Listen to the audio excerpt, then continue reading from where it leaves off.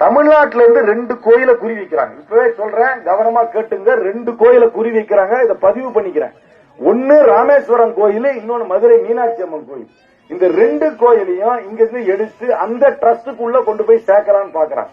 கவனமா கேளுங்க. அவங்க இப்ப புதுசா ஒரு கோயில் கட்டியிருக்காங்க. அந்த சர்ச்சைக்குள்ள நான் போக விரும்பல. நம்பிக்கை இருக்கிறவங்க கோயிலுக்கு போட்டோம். ஆனா அந்த கோயிலை அரசாங்கம் கட்டல. தயவுசெய்து தெளிவா தெரிஞ்சுங்க. அது ஒரு தனியார் ட்ரஸ்ட் மூலமா கட்டி இருக்கிறாங்க. அது அரசாங்க கோயில் இல்ல. நம்ம ஊர்ல இருக்கிற HRNC டிபார்ட்மெண்ட் மாதிரி எல்லாம் கிடையாது. அது தனியார் ட்ரஸ்ட். அந்த ட்ரஸ்டுக்கு 3000 கோடி ரூபாய் பணம் இருக்கு. எவ்வளவு? 3000 கோடி ரூபாய். அப்புறம் என்ன பண்ணிருக்காங்கன்னா, அந்த ட்ரஸ்டுக்கு வெளிநாட்டுல இருந்து பணம் வாங்கலாம். வாங்கினாலும் அதுக்கு வரி கிடையாதுன்னு சொல்லி அதுல இருந்து ஒரு 8000 கோடி ரூபாய் வரப்போகுது. ஊர்ல இருக்கிற எல்லா மார்வாடி சேட்டு, அமெரிக்கால லண்டன்ல இருக்கிற எல்லா சேட்டும் காசு அனுப்புவாங்க. 11000 கோடி ரூபாய் அந்த ட்ரஸ்ட்ல இருக்கும். என்ன பண்ணுவாங்கன்னா, அவங்க ஆட்சிக்கு வந்ததுக்கு அப்புறம் அந்த கோயிலுக்கு சம்பந்தப்பட்ட பெரிய கோயில்கள், மற்ற மாநிலத்தில் இருக்க கோயில் எல்லாம் அந்த ட்ரஸ்டுக்குள்ள கொண்டு போறாங்க. தமிழ்நாட்டில இருந்து 2 கோயிலை குறி வைக்கிறாங்க. இப்பவே சொல்றேன், கவனமா கேட்டுங்க. 2 கோயிலை குறி வைக்கிறாங்க. இதை பதிவு பண்ணிக்கிறேன். ஒன்னு ராமேஸ்வரம் கோயில், இன்னொன்னு மதுரை மீனாட்சி அம்மன் கோயில். இந்த 2 கோயிலையும் இங்க இருந்து எடுத்து அந்த ட்ரஸ்டுக்குள்ள கொண்டு போய் சேர்க்கலாம்னு பாக்குறாங்க. அந்த ட்ரஸ்டுக்குள்ள போய், தனியார் ட்ரஸ்ட், அது அரசாங்க ட்ரஸ்ட் கிடையாது. அதுக்கு அமைச்சர் கிடையாது. இங்க இருக்கிறாரு சேகர் பாபு மாதிரி அதுக்கான அமைச்சர் எல்லாம் கிடையாது. தனியார் ட்ரஸ்டுக்குள்ள போய் சேர்த்துருவாங்க. சேர்த்ததுக்கு அப்புறம் என்ன தெரியுமா சொல்லுவாங்க? இந்த கோயில்ல எப்படி நடத்துறதுன்றது அந்த ட்ரஸ்ட் முடிவு பண்ணுன்னு சொல்லுவாங்க. அதுக்கப்புறம் என்ன சொல்லுவாங்க? என்ன முறையில வழிபாடு நடத்தணும்ன்றது அந்த ட்ரஸ்ட் முடிவு பண்ணுன்னு சொல்லுவாங்க.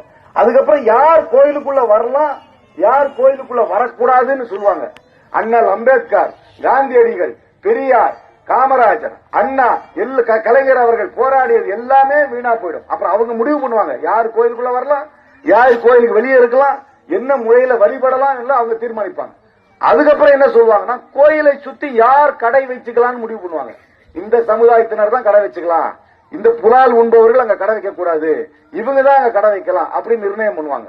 அப்புறம் கடைக்கு அப்புறம் என்ன சொல்லுவாங்க, கோயிலை சுத்தி இருக்கிற வீடுகள்ல யார் இருக்கலாம்ன்றது முடிவு பண்ணுவாங்க. இது எப்படின்னா, மீண்டும் மனுசாஸ்திரப்படி என்னென்ன நடந்ததோ அந்த நிலைக்கு தள்ளப்படுவோமே தவிர, இங்க நடந்த சமுதாய நீதி எல்லாம் பின்னுக்கு தள்ளப்படும். நான் சொல்றேன், இது மறைமுகமாக கிரீப்பிங் அக்விசிஷன் ஆங்கிலத்தில் சொல்லுவாங்க. ஸ்டெப் பை ஸ்டெப்பா, கொஞ்சம் கொஞ்சமா, நீங்க கவனிக்காத அளவுக்கு அவர் செஞ்சிருவாங்க. முதல்ல கோயில் எடுப்பாங்க, கோயிலுக்குள்ள யார் நிர்ணயம் பண்ணலாம் எடுப்பாங்க, அப்புறம் கோயிலை சுத்தி யார் இருக்கலாம் நிர்ணயம் பண்ணுவாங்க, அப்புறம் கடைகள் எல்லாம் நிர்ணயம் பண்ணுவாங்க, அப்புறம் வீடுகள் எல்லாம் யார் வசிக்கலாம்னு சொல்லுவாங்க, அப்புறம் அந்த ஊர்ல யார் இருக்கலாம்னு சொல்லுவாங்க, அப்புறம் இந்த கோயிலை சம்பந்தப்பட்டவர்கள் மட்டும்தான் இந்த ஊருக்குள்ளே வரலாம்னு கூட சொல்லுவாங்க. அதனால ரொம்ப ரொம்ப ரொம்ப டேஞ்சரஸ் இது. நீங்க நினைக்கிற மாதிரி எல்லாம் இவங்க இல்ல. நம்மளுடைய நினைக்கிற கற்பனைக்கு தாண்டி அவர்களுக்கு மனதில் ஓடுகின்ற சிந்தனைகள் எல்லாம் நம்மளை பின்னுக்கு தள்ளிவிடும். இவ்வளவு நாட்களாக, 75 ஆண்டுகளாக தமிழ்நாட்டில் இருக்கும் சுயமரியாதை, தமிழ்நாட்டில் இருக்கிற சமூக நீதி எல்லாமே பின்னுக்கு தள்ளப்படும்.